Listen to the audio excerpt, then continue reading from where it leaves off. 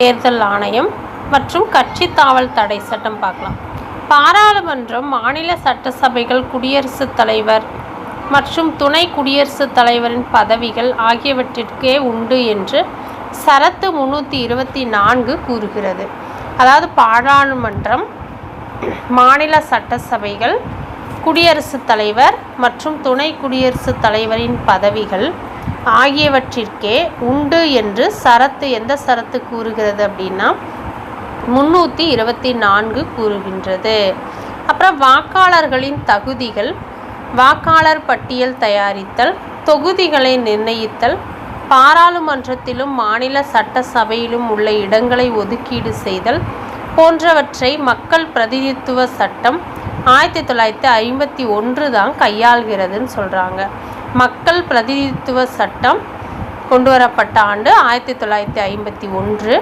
இது என்ன சொல்லுதுன்னா, வாக்காளர்களின் தகுதிகள், வாக்காளர் பட்டியல் தயாரித்தல், தொகுதிகளை நிர்ணயித்தல், பாராளுமன்றத்திலும் மாநில சட்டசபையிலும் உள்ள இடங்களை ஒதுக்கீடு செய்தல் போன்றவற்றை கையாள்கிறது எது அப்படின்னா மக்கள் பிரதிநிதித்துவ சட்டம் 1951. அப்புறம் சரத்து 327 என்ன சொல்லுதுன்னா, மக்கள் பிரதிநிதித்துவ தேர்தல்களை நடத்துதல் மற்றும் தேர்தல் மனுக்கள் பற்றி கூறுகிறது. இதுவும் பிரதிநிதித்துவ சட்டம் 1951 படி தான் இந்த சரத்தும் சொல்லுகிறது. இந்த 327 என்ன சொல்லுதுன்னா, மக்கள் பிரதிநிதித்துவ தேர்தல்களை நடத்துதல் மற்றும் தேர்தல் மனுக்களை பற்றி சொல்லுகிறது சரத்து 327. அப்புறம் குடியரசுத் தலைவர் மற்றும் துணை குடியரசுத் தலைவரால் தேர்தல் சட்டம் கொண்டு வரப்பட்டது 1952. குடியரசுத் தலைவர் மற்றும் துணை குடியரசுத் தலைவரால் தேர்தல் சட்டம் 1952. மக்கள் பிரதிநிதித்துவ சட்டம் 1950 ஆனது 1988 மற்றும் 1996 ஆண்டுகளில் திருத்தப்பட்டது. மக்கள் பிரதிநிதித்துவ சட்டம் 1950 இருந்ததை 1988லையும் 1996லையும் திருத்தப்பட்டிருக்கு. மக்கள் பிரதிநிதித்துவ சட்டம் திருத்தப்பட்ட ஆண்டுகள் கேட்டால் 1988 மற்றும் 1996. இந்தியாவின் தேர்தல் முறை இங்கிலாந்தின் நடைமுறையில் உள்ள தேர்தல் முறையிடமிருந்து பெறப்பட்டது. இந்தியாவின் தேர்தல் முறை எந்த நடைமுறையில் இருந்து பெறப்பட்டது? தேர்தல் முறையிலிருந்து பெறப்பட்டதுன்னு கேட்டாங்கன்னா இங்கிலாந்து நடைமுறையில் உள்ள தேர்தல் முறையிடமிருந்து தேர்தலை தான் முறையிடமிருந்து தான் பெறப்பட்டிருக்கு நம்ம இந்திய தேர்தல் முறை. இந்தியா இங்கிலாந்துன்னு ஞாபகம் வச்சுக்கோங்க. அடுத்தது, மாநிலங்களில் உள்ள பஞ்சாயத்துகள் மற்றும் உள்ளாட்சிகளில் தேர்தல்கள் மாநில தேர்தல் ஆணையங்களினால் நடத்தப்படுகிறது. மாநிலங்களில் உள்ள பஞ்சாயத்துகள் மற்றும் உள்ளாட்சிகளில் தேர்தல்கள் மாநில தேர்தல் ஆணையங்களினால் நடத்தப்படுகிறது. தேர்தல் ஆணையம் ஒரு தலைமை தேர்தல் ஆணையரையும் 2 தேர்தல் ஆணையர்களையும் உள்ளடக்கி இருக்கும். தேர்தல் ஆணையம் பொதுவாக ஒரு தலைமை ஆணையர் இருப்பார், 2 தேர்தல் ஆணையர்களை இருப்பாங்க. 2 தேர்தல் ஆணையர்கள், ஒரு தலைமை தேர்தல் ஆணையர் தான் உள்ளடக்கி இருக்கும் தேர்தல் ஆணையம். 1993 ஆண்டு பிறப்பிக்கப்பட்ட ஒரு அவசர சட்டத்தின் மூலமாக தேர்தல் ஆணையர்களின் அதிகாரங்கள் தலைமை தேர்தல் ஆணையருடைய அதிகாரத்திற்கு சமமாக கொண்டு வரப்பட்டன. 1993 ஆண்டு பிறப்பிக்கப்பட்ட ஒரு அவசர சட்டத்தின் மூலமாக தான் தேர்தல் ஆணையர்கள் அதிகாரங்கள் தலைமை தேர்தல் ஆணையருடைய அதிகாரத்திற்கு சமமாக கொண்டு வரப்பட்டுச்சுன்னு சொல்கிறாங்க. அப்புறம் இக்குழு தலைமை தேர்தல் ஆணையரின் மேற்பார்வையின் கீழ் செயல்படுது. இது தேர்தல்களையும் இடைத்தேர்தல்களையும் நடத்தும் மற்றும் மேற்பார்வையிடும். இது தேர்தலுக்கான தொகுதிகளின் எல்லைகளை நிர்ணயித்து அவைகளுக்கு இடங்களை ஒதுக்கீடு செய்யும். மேலும் இது தேர்தல் நடைபெறும் தேதிகளை முடிவு செய்யும், வாக்குப்பதிவு மையங்களின் எண்ணிக்கையை நிர்ணயிக்கும் மற்றும் முடிவுகளை அறிவிக்கும். அப்புறம் தேர்தல் ஆணையம் உறுப்பினர்களின் தகுதி இழப்பின் மீதான கேள்விகள் உட்பட்ட அனைத்து தேர்தல் தொடர்பான விஷயங்களிலும் குடியரசுத் தலைவர் அல்லது ஆளுநருக்கு அறிவுரைகள் இது வழங்குது. தேர்தல் ஆணையம். அப்புறம் வேட்பாளர்கள், அரசியல் கட்சிகள் மற்றும் வாக்காளர்களுக்கான நடத்தை விதிகளை இந்த ஆணையம்தான் வகுக்கும், தேர்தல் ஆணையம். இது தேர்தல் செலவுகளுக்கு எல்லைகளை நிர்ணயிக்கும் மற்றும் தேர்தல் கணக்குகளை ஆய்வு செய்யும். இது அரசியல் கட்சிகளின் அங்கீகாரத்திற்கு அவற்றிற்கான தேர்தல் சின்னங்களை முடிவு செய்யும் விதிகளை வகுக்குது. இது தேர்தல் பிரச்சனைகளையும் குடியரசுத் தலைவர் அல்லது ஆளுநரால் அதற்கு அனுப்பப்பட்ட மனுக்களின் மீதான பிரச்சனைகளையும் தீர்த்து வைக்குது. தலைமை தேர்தல் ஆணையர் 6 வருடம் அல்லது 65 வயது இரண்டில் எது முன்னதாக நிறைவடையுமோ அதுவரை பதவியில் இருப்பார். தலைமை தேர்தல் ஆணையர் 6 வருஷம் அல்லது 65 வயது தான் அவருடைய பதவிக்காலம். எது முன்னதாக வருதோ அதுதான். உச்சநீதிமன்ற நீதிபதிகளைப் போலவே இவரையும் பதவி நீக்கம் செய்யலாம். யார் போல பதவி நீக்கம் செய்யலாம்னா உச்சநீதிமன்ற நீதிபதி போல. இவரை மீண்டும் பதவியில் நியமிக்க கூடாது. இவர் ஓய்வு பெற்ற பின்னர் அரசாங்க ஊழியர் பெறும் எந்த வேலைகளிலும் இவர் இருக்கக்கூடாதுன்னு சொல்கிறாங்க. இவரது சம்பளமும் செலவு படிகளும் இந்திய தொகுப்பு நிதியிலிருந்து வழங்கப்படும். தலைமை தேர்தல் அதிகாரிக்கு எங்கேருந்து சம்பளம் கொடுக்குறாங்கன்னா செலவு படிகளும் இந்திய தொகுப்பு நிதியிலிருந்து தான் தலைமை அதிகாரிக்கு இந்திய தொகுப்பு நிதியிலிருந்து சம்பளம் வழங்கப்படுது. அப்புறம் இந்தியாவின் தேர்தல் ஆணையர்கள். ஃபஸ்ட்டு சுகுமார் சென். முதல் இந்தியாவின் தேர்தல் ஆணையர் சுகுமார் சென், மார்ச் 21, 1950. அப்புறம் டிசம்பர் 19, 1958.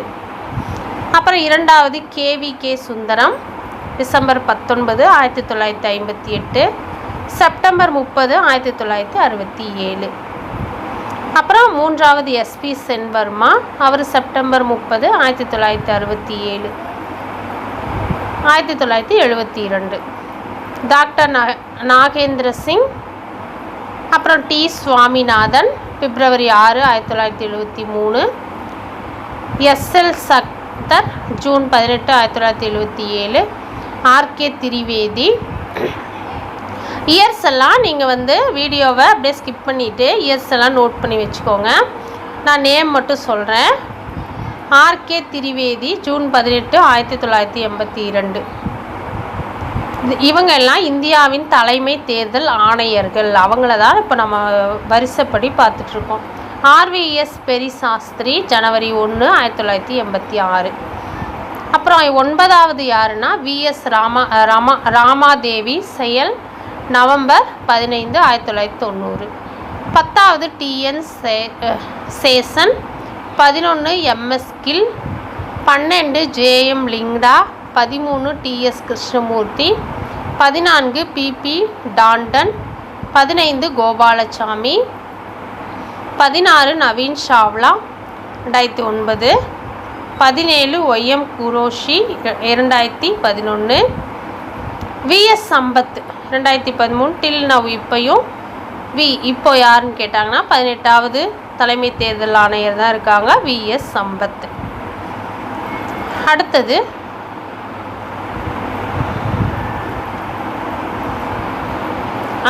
தேர்தலுக்கு, இந்த பாக்ஸில் தேர்தலுக்கு மாநில நிதி வழங்குதலில் தேவையை ஆய்வு செய்ய 1998ஆம் ஆண்டு மே மாதம் இந்திரஜித் குப்தா குழு அமைக்கப்பட்டது.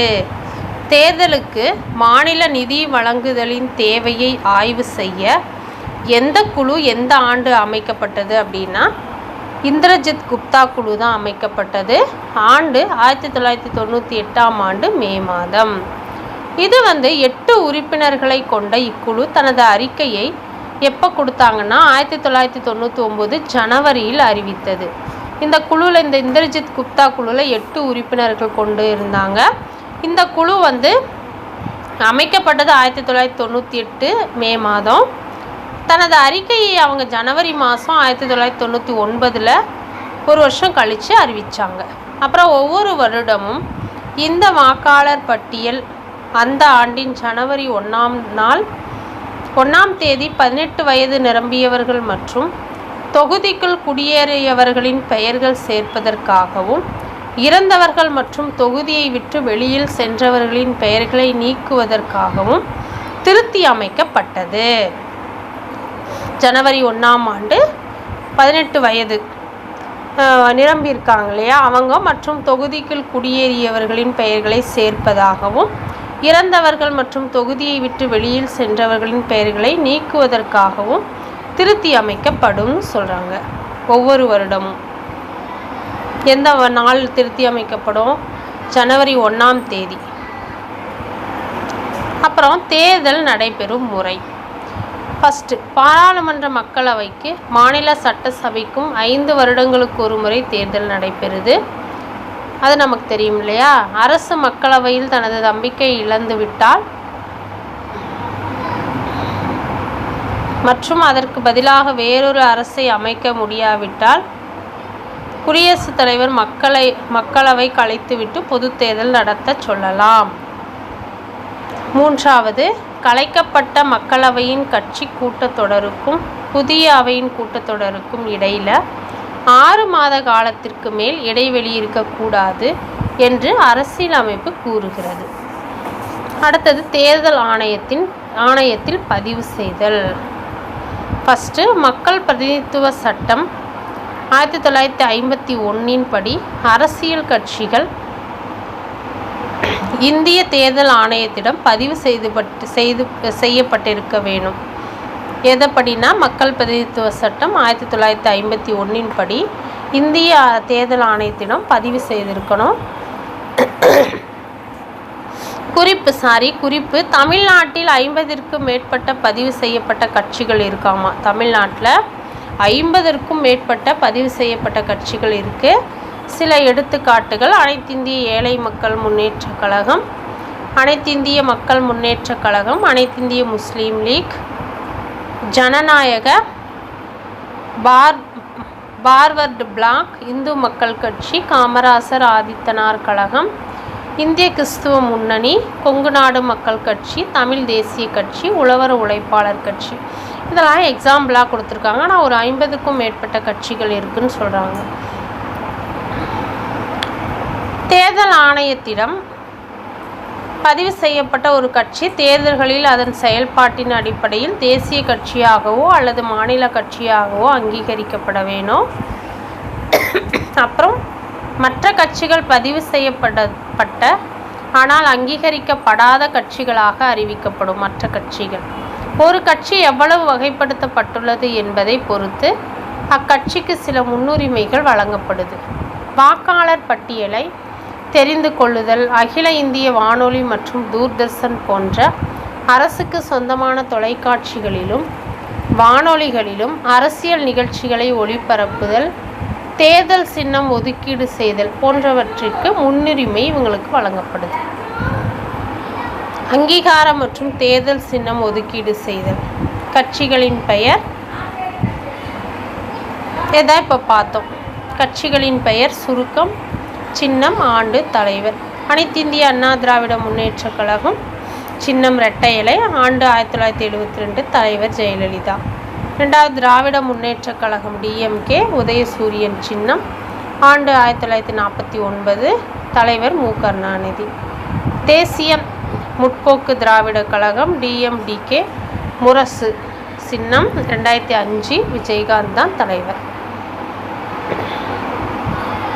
அப்புறம் படிப்பறிவு இல்லாத வாக்காளர்கள் தங்கள் வாக்களிக்க விரும்பும் கட்சியின் வேட்பாளரை தெரிந்து கொள்ளவும் தேர்தல் சின்னம் உதவுது. தேசிய கட்சிகளுக்கு நாடு முழுமைக்கான தங்களது உபயோகத்திற்கு மட்டும் தேர்தல் சின்னம் வழங்கப்பட்டுள்ளது. மாநில கட்சிகளுக்கு அந்தந்த மாநிலத்தில் அல்லது அக்கட்சி அங்கீகரிக்கப்பட்ட மாநிலங்களில் அக்கட்சி உபயோகத்திற்காக தேர்தல் சின்னம் வழங்கப்பட்டுள்ளது. பதிவு செய்யப்பட்ட அங்கீகரிக்கப்படாத கட்சிகள் எந்த கட்சியாலும் உபயோகப்படுத்தப்படாத சின்னங்களில் இருந்து ஒரு சின்னத்தை தேர்ந்தெடுத்து கொள்ளலாம். மாநில கட்சிகளின் அங்கீகாரம். மாநில கட்சியாக அங்கீகாரம் பெறுவதற்கு மக்களவை தேர்தல் அல்லது சட்டசபை தேர்தலில் மொத்த செலுத்தத்தக்க வாக்குகளில் எத்தனை சதவீதம்? 6% வாக்குகளை குறையாமல் அவங்க பெற்றிருக்கணும். அப்போ தான் மாநில கட்சியில் அங்கீகாரம் கிடைக்கும். கட்சி அங்கீகாரம் கிடைக்கும். எத்தனை சதவீதம்? 6%. மேலும் குறைந்தது 2 உறுப்பினர்களை சட்டசபையில் கொண்டிருக்க வேண்டும், அல்லது சட்டசபையில் மொத்த உறுப்பினர்களில் குறைந்தது 2 உறுப்பினர்கள் தான் உறுப்பினராவது சட்டசபையில் இருக்கணும், அல்லது சட்டசபையில் மொத்த உறுப்பினர்களில் 3% உறுப்பினர்களை கொண்டிருக்க வேண்டும், அல்லது சட்டசபையில் மொத்த உறுப்பினர்களில் 3% உறுப்பினர்களை கொண்டிருக்க வேண்டும். மேலும் குறைந்தது 3 உறுப்பினர்களை கொண்டிருக்க வேண்டும். மாநில கட்சிகளின் அங்கீகாரத்தை இழந்திருந்தால் சின்னங்கள் ஒதுக்கப்படாதுன்னு சொல்கிறாங்க. அடுத்தது பெயர். இதுவும் சின்னங்கள் தான். பாரதிய பிஜேபி தாமரை, பாரதிய ஜனதா கட்சி 1980 அமித்ஷா தான் தலைவர். இந்திய தேசிய காங்கிரஸ் கை சின்னம் 1885 சோனியா காந்தி தலைவர்.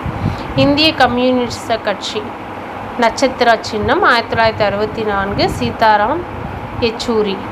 இந்திய கம்யூனிஸ்ட் கட்சி கதிர் அரிவால் 1925 சுரவரம் சுதாகர் ரெட்டி. பகுஜன் சமாஜ் கட்சி யானை சின்னம் 1984 மாயாவதி தான் தலைவர். தேசியவாத காங்கிரஸ் கட்சி என்சிபி கடிகார சின்னம், ஆண்டு 1999, தலைவர் சரத்பவார் தான் தலைவர். அடுத்தது தேசிய கட்சிகளின் அங்கீகாரம். குறைந்தது 4 அல்லது அதற்கு மேற்பட்ட மாநிலங்களில் செல்லத்தக்க வாக்குகளில் 6% வாக்குகளை சட்டசபை தேர்தலிலோ அல்லது மக்களவை தேர்தலிலோ அவங்க பெற்றிருக்க வேண்டும். மேலும் குறைந்தது 4 உறுப்பினர்களை மக்களவையில் கொண்டிருக்க வேண்டும், அல்லது மக்களவை மொத்த உறுப்பினர்களில் 2% உறுப்பினர்களை தனித்து 3 மாநிலங்களில் கொண்டிருக்க வேண்டும் சொல்கிறாங்க. அடுத்தது ஒற்றை உறுப்பினர் தொகுதி முறை. இம்முறையில் இதெல்லாம் ஸ்கிப் பண்ணி பார்த்துக்கோங்க. இதெல்லாம் நம்ம சும்மா ஓரலாக ரீட் பண்ணால் போதும். ஒற்றை உறுப்பினர் தொகுதி முறைனா, இம்முறையில் கீழ் பெரும்பாலான வாக்காளர்கள் வாக்களிக்காவிட்டாலும் கூட பதிவான வாக்குகளில் ஒரு வாக்காவது மற்ற வேட்பாளர்களை விட கூடுதலாக ஒரு வேட்பாளர் பெற்றார் அவரே வெற்றி பெற்றதாக தீர்மானிக்கப்படும். அடுத்தது ஒற்றை மாற்று வாக்கு. இந்தியா மாநிலங்களவை, மாநில சட்டமேலவை, குடியரசுத் தலைவர் மற்றும் துணை குடியரசுத் தலைவர் தேர்தல்களில் ஒற்றை மாற்று வாக்கு முறை பின்பற்றப்படுகிறது. இந்த கொஸ்டின் கூட கேட்கலாம். ஒற்றை மாற்று பதிவு வாக்கு முறை பின்பற்றப்படுது யார் தேர்தலன்ட்டு? இந்தியாவின் மாநிலங்களவை, மாநில சட்ட மேலவை, குடியரசுத் தலைவர் மற்றும் துணை குடியரசுத் தலைவர் ஞாபகம் வச்சுக்கோங்க, தேர்தலில் தான் ஒற்றை மாற்று வாக்கு முறை பின்பற்றப்படுகிறது. இந்த முறை ஆஸ்திரேலியாவில் பிரதிநிதிகள் சபைக்கான தேர்தலிலிருந்து பின்பற்றப்படுகிறது. இம்முறையில் ஒரு வாக்காளர் தாம் விரும்பும் எத்தனை வேட்பாளர்களின் பெயர்களையும் தங்களது விருப்பப்படி ஒரே வாக்குச்சீட்டில் குறிப்பிடலாம்னு சொல்கிறாங்க. இதுதான் ஒற்றை வாக்கு முறை.